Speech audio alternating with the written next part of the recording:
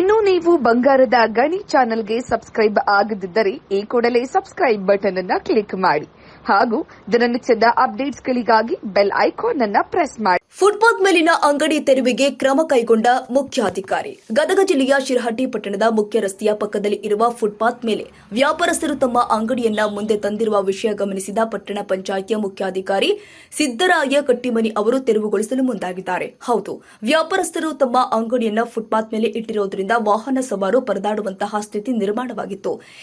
ಇದನ್ನ ತಿಳಿದ ಕೂಡಲೇ ಸ್ಥಳಕ್ಕೆ ಆಗಮಿಸಿದ ತಾವೇ ಮುಂದೆ ನಿಂತು ತೆರವುಗೊಳಿಸಿದ್ದಾರೆ. ಚಂದ್ರಶೇಖರ್ ಸೋಮಣ್ಣವರ್, ಬಂಗಾರದ ಗಣಿ ನ್ಯೂಸ್.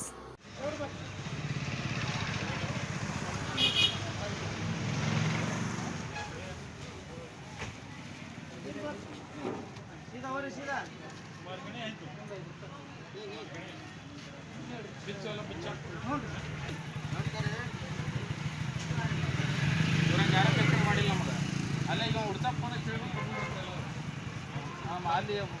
ಫೋನ್